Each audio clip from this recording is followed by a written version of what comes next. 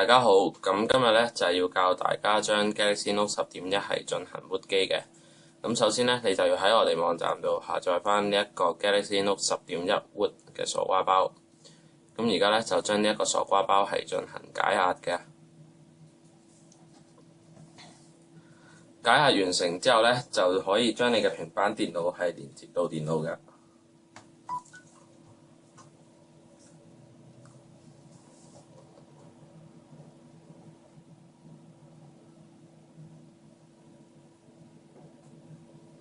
成功連接之後呢，我哋就可以將呢一個 CWM Super SU 0.94嘅檔案呢，就放入我哋嘅平板電腦嘅內存裏邊。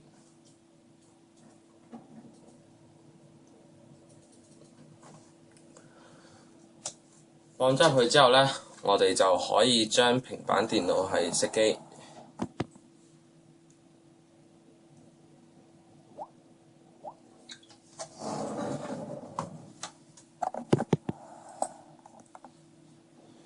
熄咗機之後呢，我哋就撳實音量減，然後就電源鍵進行開機。隔咗一陣就會進入咗呢一個畫面㗎啦。咁進入咗呢度之後呢，我哋就再撳一下音量加，係進入 download mode 嘅。進入咗 download mode 之後呢，我哋就可以喺電腦呢度呢，就係打開翻 Odin 3。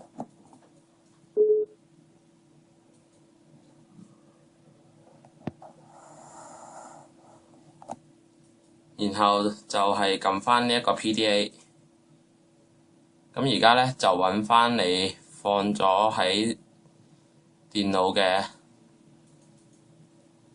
High on Android CWM Recovery GTM 8000嘅檔案，選擇咗之後咧，再將平板電腦咧就係連接電腦嘅。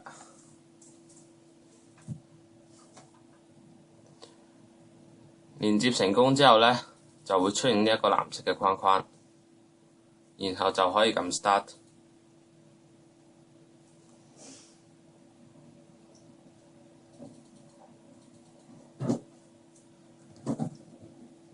插入呢一個 Recovery 之後呢，平板電腦就會自己重新開機㗎啦，就會自動重啟㗎。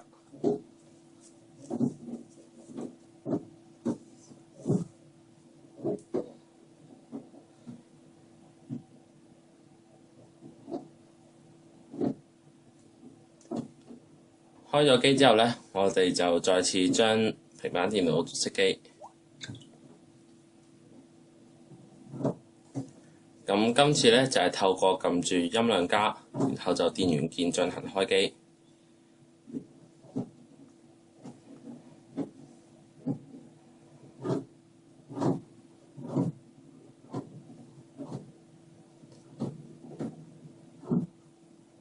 咁而家咧就可以撳翻 Install Zip from SD card， 然後就操 Zip from SD card。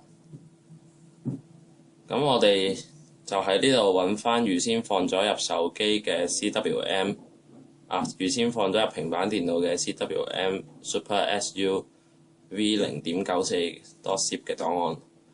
咁我哋就選擇，然後就再安裝。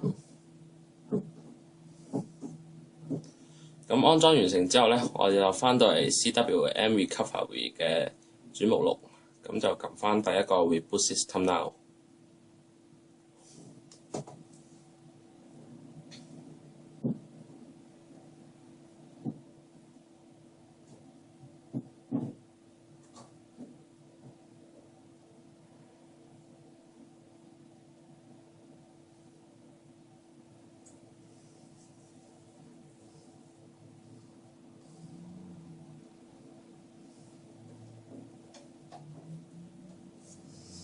開咗機之後呢，我哋就可以入翻去應用程式呢度，